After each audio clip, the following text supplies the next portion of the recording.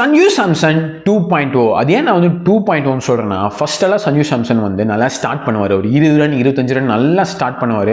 ஆனால் ஏதோ ஒரு ஷாட் ஆடி அவுட் ஆயிடுவார். ஆனால் இப்போலாம் பார்த்தீங்கன்னா ஸ்டார்ட் பண்ணிட்டாருன்னா 80 ரன் 90 ரன் 100 ரன் ரொம்ப ஈஸியாக அடிக்கிறாரு. அதை நம்ம வந்து வேர்ல்டு கப்லேயே பார்த்தோம். 3 மேட்ச் தொடர்ந்து 80 ரன் அடிச்சு பிளேயர் ஆஃப் த டோர்னமெண்ட் வாங்கினார்.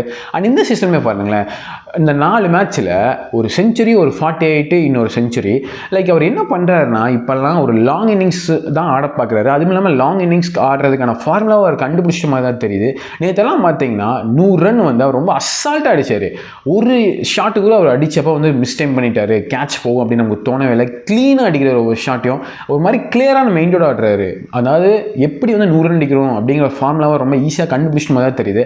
அண்டு ஒரு சென்னை ஃபேனாக ஃபஸ்ட்டு வந்து நம்ம வந்து ஜடேஜா கொடுத்து தான் சாம்சன் வாங்குறோம் அப்படின்னு சொன்னப்போ நம்ம எல்லாத்துக்குமே கொஞ்சம் டிசப்பாயிண்டடாக தான் இருந்துச்சு. பிகாஸ் ஜடேஜா மாதிரி ஒரு லெஜெண்டை கொடுக்குறது நமக்கு எல்லாத்துக்குமே அது ஒரு ஃபீலாக தான் இருக்கும். பட் ஸ்டில் ஏஜ் ஃபேக்டர்லாம் கன்சிடர் பண்ணுறப்போ இந்த மூவ் வந்து சென்னை பண்ணது ஒரு மாஸ்டர் ஸ்ட்ரோக்காக தான் தெரியுது. Because Sanju Samson first 3 match ஃபார்ம்லேயே இல்லை.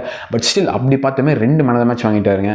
அவர் இந்த மாதிரிலாம் ஆனால் எனக்கு தெரிஞ்சு நம்ம பண்ணமும் ஒரு மாஸ்டர் ஸ்ட்ரோக் மாதிரி தான் இருக்குதுன்னு தான் எனக்கு தோணுது. நீங்கள் நினைக்கிறீங்க சாம்சனோட இன்னிங்ஸ் பற்றி நேற்று அப்படின்னு காமெண்ட்ஸ் சொல்லுங்கள். அந்த மாதிரி வீடியோஸ்க்கு மறக்காமல் சப்ஸ்கிரைப் பண்ணி வச்சுக்கோங்க.